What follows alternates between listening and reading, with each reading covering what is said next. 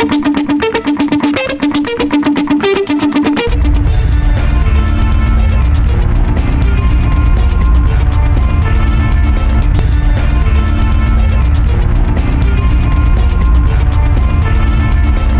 we were sitting down and we're thinking about how we're going to present this topic, we sat down and we outlined what are the major differences between the challenges that a large organization faces and the small and medium-sized business organizations face as they go through a data transformation and an implementation.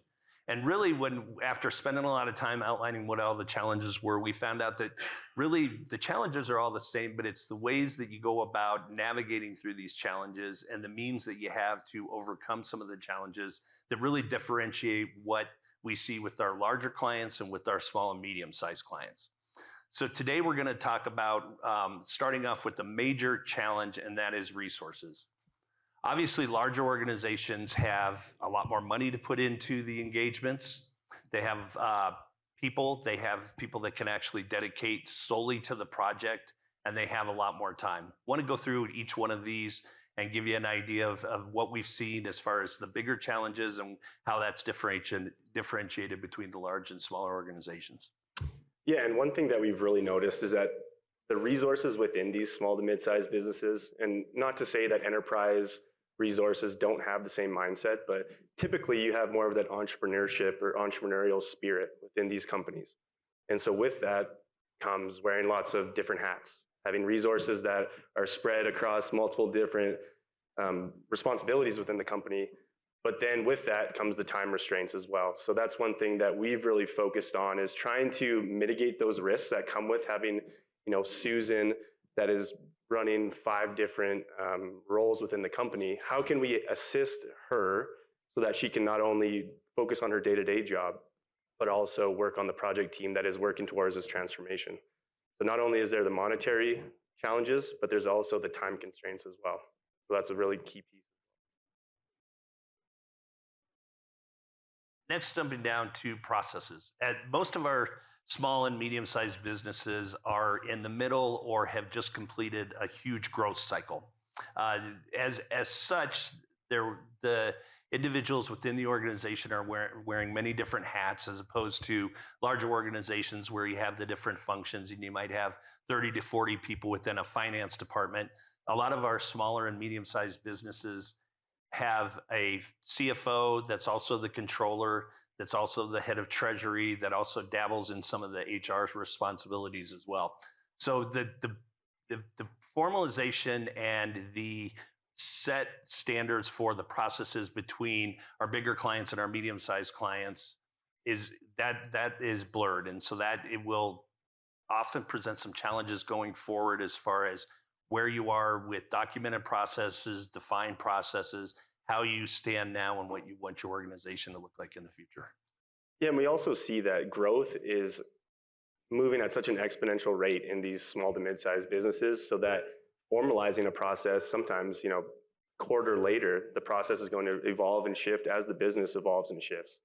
So it's very difficult to really hone in and be very prescriptive with some of these processes, but oftentimes backing up and seeing at more of a higher level in mapping out these processes can then allow some of that flexibility for the growth and the adaptation within these small to mid-sized businesses, while still having something on paper. So it's not just the 100% tribal knowledge, but you still leave room for that flexibility to then adapt and move with the markets and with the growth of your business. And so we want to talk about the third and probably one of the more important challenges that small and medium-sized businesses face, and that is the tools at their disposal. We just rolled off an engagement where we had roughly 500 to 600 people working on just our implementation.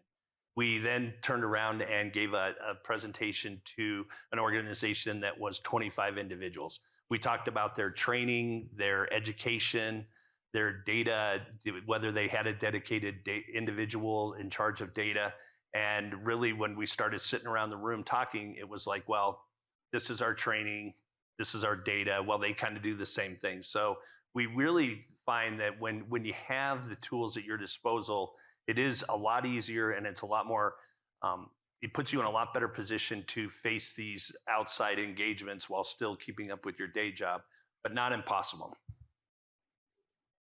Yeah, and then a big piece with the training there and looking at it more of like a change management lens would be when you are in a small to mid-sized business, and what we've seen at least is that there's been a lot of success up to this point. You know, if the business has been running for the past 5 years and they've grown 4x, oftentimes a transformation, lots of the resources within the company might be questioning, you know, why are we going through this? We are successful right now.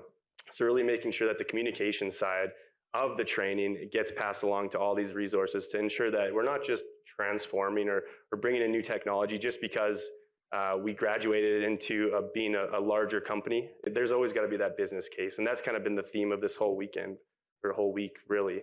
But especially with the small to mid-sized businesses, because if I go back to talking about lots of different resources wearing multiple different hats, the buy-in is even more vital when you have these really key players within the small to mid-sized businesses, making sure that we have that strong change management aspect. We are training our resources so that there is that full adoption when you do move on to a different platform, because if there is not the successful training, they'll find a way to go back to workarounds, going back to the old way, because there is success there, but maybe it lowers the ceiling for what a newer platform could allow.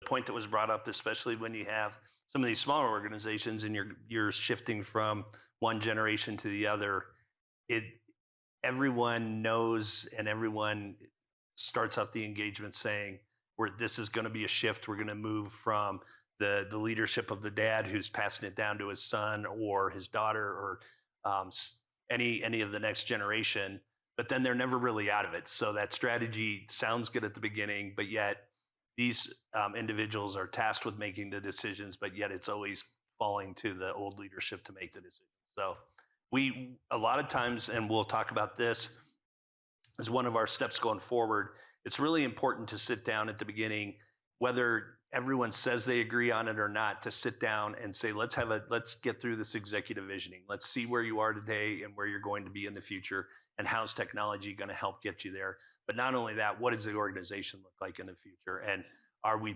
making our decisions, and are we implementing our technology to support what that future vision looks like?